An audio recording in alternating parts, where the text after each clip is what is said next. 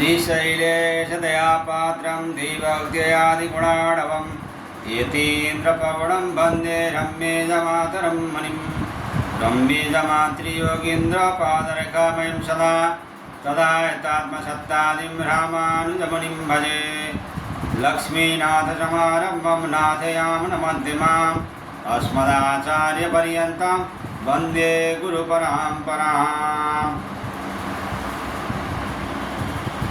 श्रीमच्छटार्यतिराजकृपावलम्बं सौम्योपयन्त्रिगगनाद्रिमणीन्द्रभक्तं वेदान्तयुग्मविशदीकरणप्रवीणं रामानुजं यतिवरं गुरुमाश्रयामः। श्रीमद्काश्यपवंशमध्यगगने श्रीचन्द्रपद्भाषितं श्रीमद्वेङ्कटनाथसेवनरतं भानाचलोपासकं श्रीमधुसूदनार्य कृपया सम्प्राप्य मन्त्रादिकं वन्देऽहं बुधवर्यमाधवगुरोः पादारविन्दं सदा।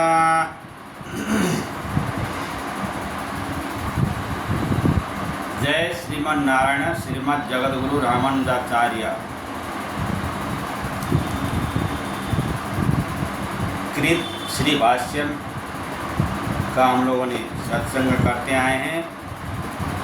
कुछ कारणवश सत्संग बीच में छूट गया था, तो आज से फिर सत्संग को शुरू कर रहे हैं।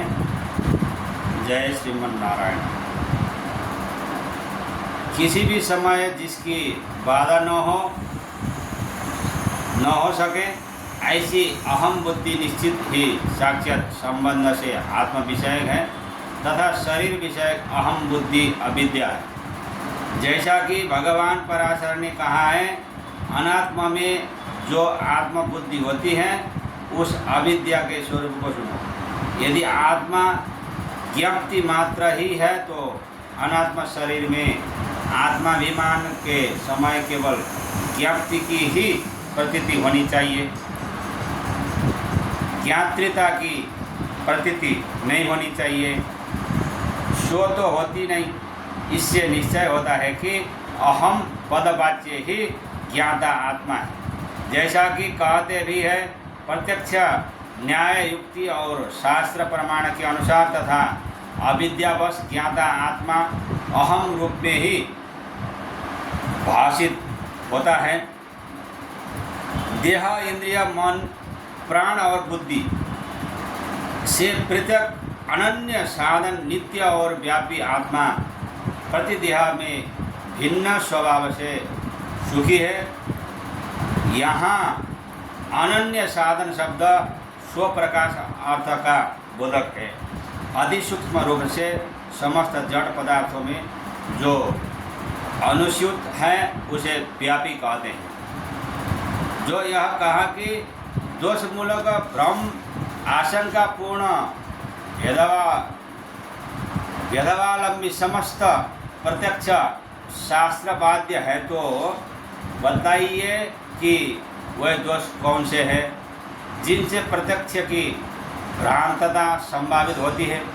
यदि कहें कि अनादि भेद वासना ही वह दोष है, ऐसा मानने से तो नेत्रों के तिमिर आदि दोनों की तरह भेद वासना भी प्रकृति वस्तु से विपरीत भान कराने वाली हो जाएगी। आपने ऐसी वासना कहीं देखी भी है क्या?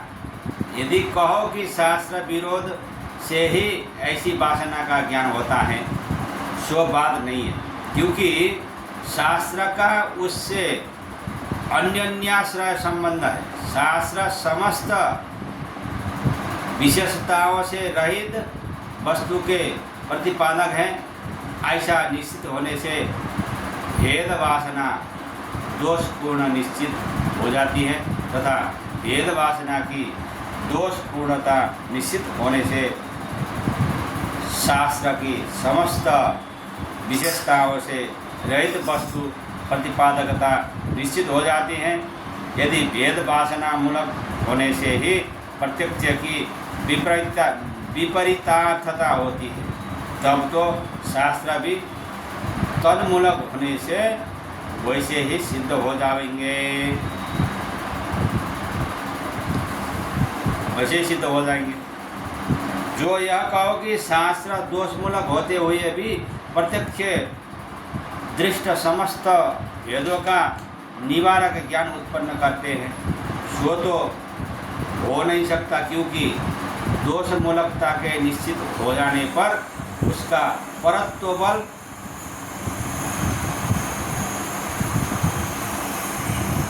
अकिंचित कर हो जाता है।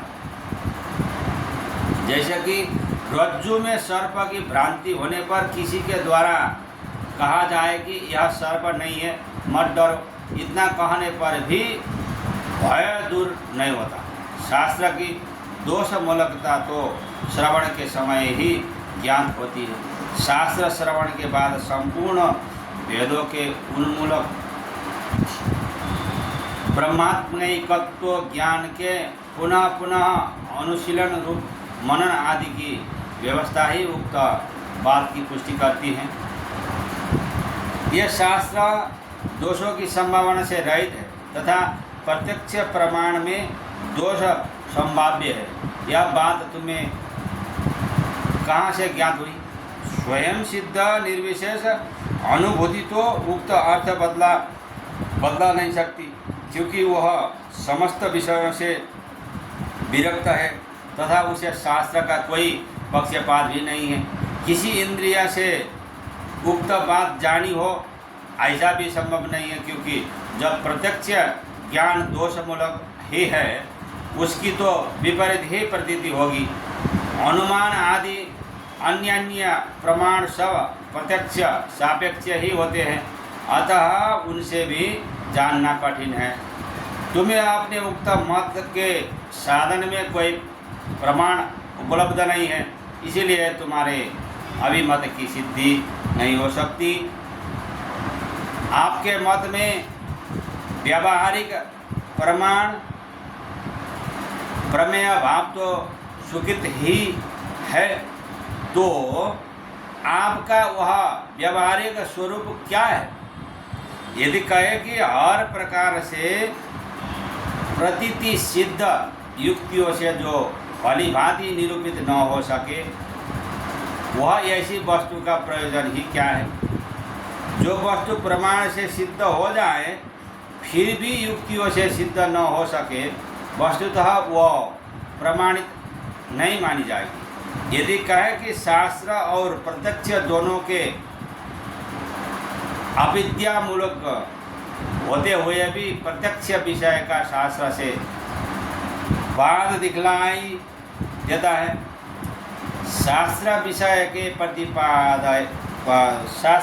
के प्रतिपाद्य सत्स्वरूप अद्वितीय ब्रह्म के विषय में कोई बाधा नहीं दिखती। इसीलिए निर्विशेष अनुभूतिमान ब्रह्म ही परमार्थ है, ऐसा निश्चित होता है। आपका यह कथन भी असंगत है। जो दोष प्रसूत वस्तु है वह निर्बाध होते हुए भी अपरमार्थ ही मानी जाएगी। जय श्रीमन्नारायण। आज के लिए यहीं तक। श्रीमन्नारायण नारायण हरि हरि, लक्ष्मी नारायण नारायण हरि हरि,